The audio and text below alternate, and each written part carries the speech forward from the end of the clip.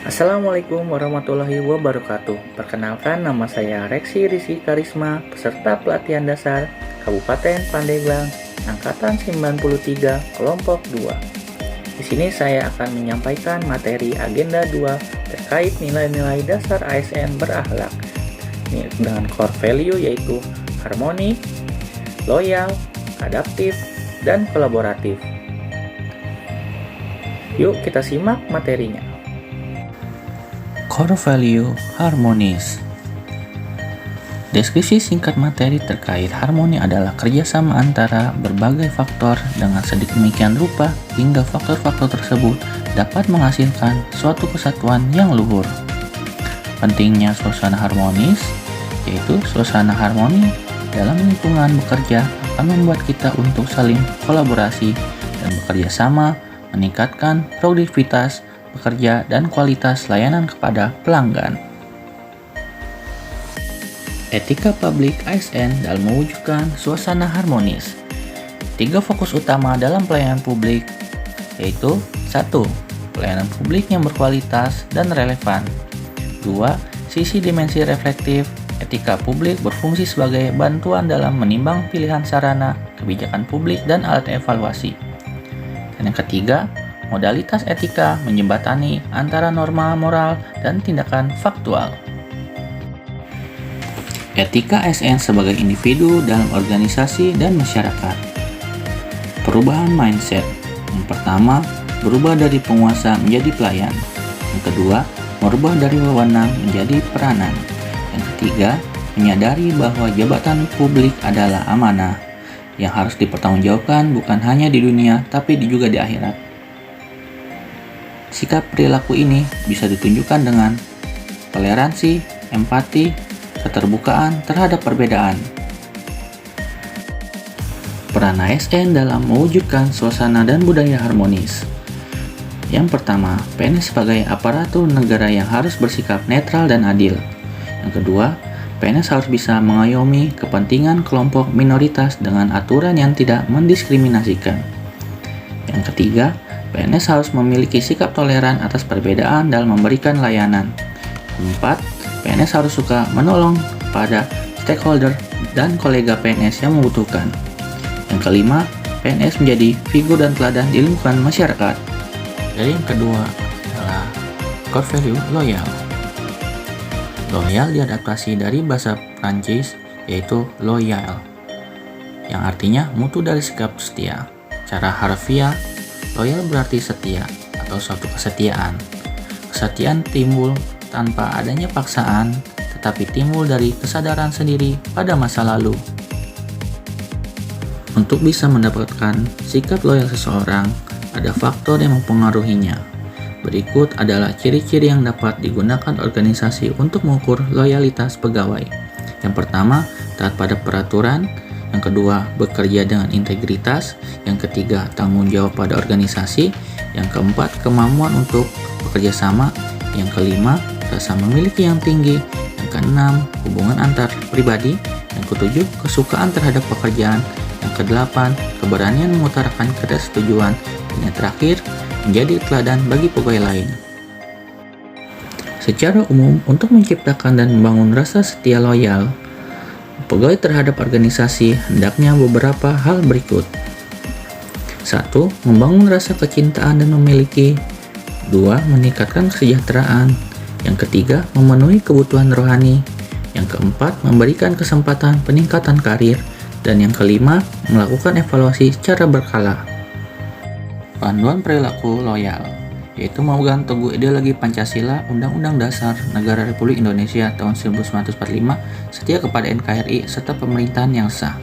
Yang kedua, menjaga nama baik sesama ASN, pimpinan instansi dan negara. Dan yang ketiga, menjaga rahasia jabatan dan negara. Materi berikutnya yaitu core value adaptif. Adaptif adalah karakteristik alami yang dimiliki makhluk hidup untuk bertahan hidup dan menghadapi segala perubahan lingkungan atau ancaman yang timbul. 9 elemen budaya adaptif. Yang pertama, purpose. Yang kedua, cultural values. Yang ketiga, vision. Yang keempat, corporate values. Yang kelima, corporate strategy. Yang keenam, structure. Yang ketujuh, problem solving. 8. Partnership working. Yang 9. Rules. Untuk memastikan organisasi terus mampu memiliki pengetahuan yang mutakhir, maka dituntut untuk melakukan 5 hal. Yang pertama, pegawai harus terus mengasah pengetahuan sampai mahir. Yang kedua, pegawai harus terus berkomunikasi sampai memiliki persepsi yang sama untuk cita-cita bersama. Yang ketiga, pegawai memiliki mental model yang mencerminkan realitas yang ingin diwujudkan. Yang keempat, pegawai perlu bersinergi dalam bertugas untuk mewujudkan visinya. Dan yang kelima, pegawai harus selalu berpikir sistematik, tidak berkacamata kuda, atau bermental silo atau system thinking.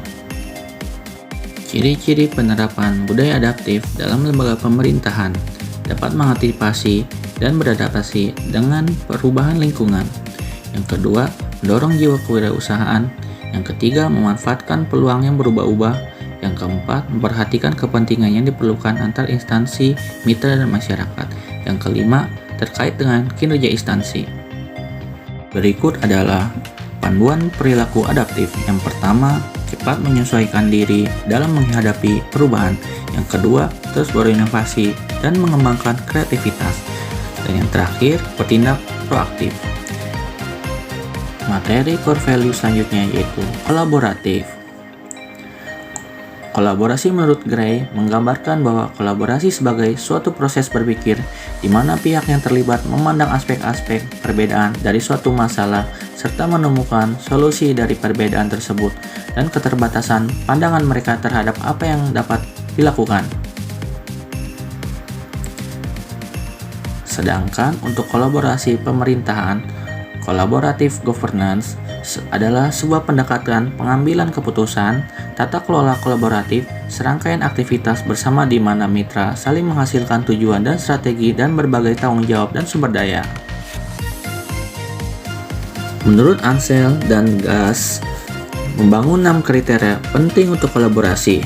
Yang pertama, forum yang diprakarsai oleh lembaga publik atau lembaga. Yang kedua, peserta dalam forum termasuk aktor non-state.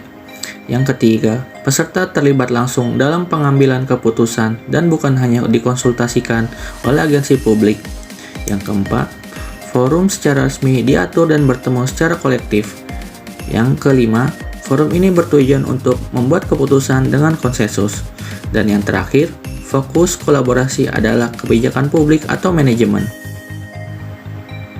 Panduan perilaku kolaboratif culture. Yang pertama yaitu organisasi menganggap perubahan sebagai sesuatu yang perlu terjadi. Yang kedua, organisasi menganggap individu sebagai aset berharga dan membutuhkan upaya yang diperlukan untuk terus menghormati pekerjaan mereka. Yang ketiga, organisasi memberikan perhatian yang adil bagi staf yang mau mencoba dan mengambil risiko yang menyelesaikan tugas mereka. Yang keempat, pendapat yang berbeda didorong dan didukung dalam organisasi. Yang kelima, masalah dalam organisasi dibahas secara transparan. Yang keenam, kolaborasi dan kerja tim antar divisi adalah dilarang. Yang ketujuh, setiap divisi memiliki kesadaran terhadap kualitas layanan dan yang diberikan. Cukup sekian penyampaian dari core value berakhlak. Terima kasih. Assalamualaikum warahmatullahi wabarakatuh.